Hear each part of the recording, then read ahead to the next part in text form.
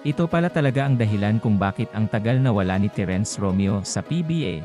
Grabe pala talaga ang pinagdaanan nitong Kyrie Irving ng Pinas na si Terence Romeo. Pero bago natin umpisahan, ay suportahan mo naman ang aking channel.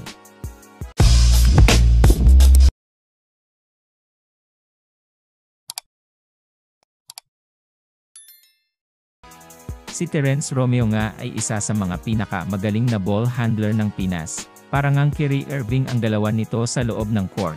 Ayon nga sa mga PBA veterans, ay isa ito sa mamayagpag sa basketball ng Pinas. Bakit nga ba matagal na wala sa basketball itong si TR7? Si Terence Romeo nga ay sinilang lang sa Imis Cavite. Ang naging pangalawang tahanan na nga nito ay ang basketball court na 1 kilometro lang ang layo nito sa kanila. Bata pa nga lang ito ay maaga na ito napamahal sa sports na basketball. Sabi nga ng magulang nito ay noong bata pa si Romeo ay sobrang itim nito dahil mapatanghali ay naglalaro ito ng basketball sa kanila. Alam din ni TR7 na ang larong basketball ay puro physical, kaya naman bata pa lang ito ay sinanay niya na ang katawan sa larong puro banggaan at dahil nga maaga na hilig sa basketball, ay lagi itong present sa mga liga. Si Terence Romeo nga ang dahilanan noon bakit laging panalo ang team nila. 2006 nga ay nag-high school itong si Romeo sa Letran. Dito nga ay ayaw na itong paalisin ng mga basketball trainer dahil sa husay nitong maglaro.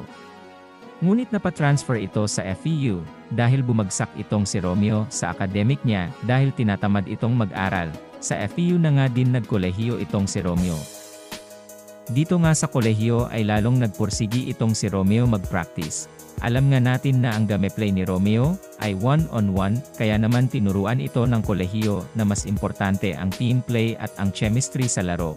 Sa mga naging laban nga ng team nila ng kolehiyo ay naging isa itong top prospect ng PBA. Nag-average nga ito ng 30 points per game. Naalala nyo pa ba nang nag-draft ng 83 points si Romeo sa UAP at tinanghal bilang MVP?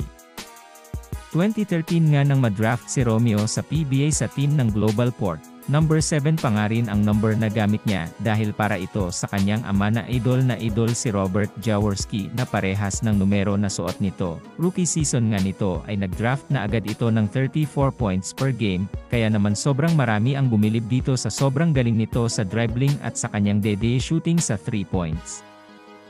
Second season nga ni Romeo sa PBA ay malaki ang nabawas na timbang dito, at physically fit nito, dahil ng rookie season niya ay hirap na hirap itong kumilos at nanakit ang kanyang tuhod sa kada takbo nito. Kaya naman dito lalong malaki ang improvements na nagawa ni TR7. Isa nga ito sa pinaka-best year ni Romeo sa PBA. Nag-average nga ito ng 40 points game at sila nga ang nanalo sa Commissioner's Cup, kasama ang katandem niya na si Pringle, at tinawag silang Slash Brothers. Napasama nga rin si Romeo noon sa Gilas year 2015, isa nga ito si Romeo na crowd darling. Mapa Filipina man o mapa ibang bansa, ay maraming kinikilig dito dahil sa kanyang guwapings na muka at sobrang husay maglaro. Nag-average nga si Romeo sa Gilas ng 14 points sa loob lang ng 18 minutes kada laro, kaya naman sobrang dami nitong naging fans at naging number 1 ito sa PBA. Ngunit matapos ang maganda nitong karera sa basketball, ay unti-unti na itong bumabagsak dahil sa mga sunod-sunod nitong injury. Maihahalin tulad nga natin ito kay DeRozan na nasira ang career dahil sa mga injury. Ngayon nga ay nagbabalik na ulit ang Uncle Drew ng Pinas sa darating na laban ng Gilas sa 10th Asian Game. Sana nga ay magtuloy-tuloy na ang paglalaro nito ni TR7 dahil isa ito sa pinakamahusay na manlalaro ng ating bansa.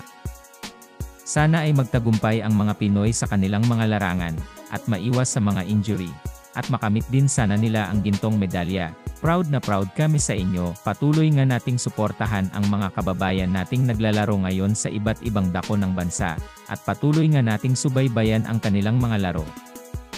Maraming salamat sa panonood ng aking video. Kung nagustuhan mo ang aking video, ay huwag kakalimutang like and subscribe. At wag mo na din kakalimutang pindutin ang notification button upang updated ka sa aking mga video.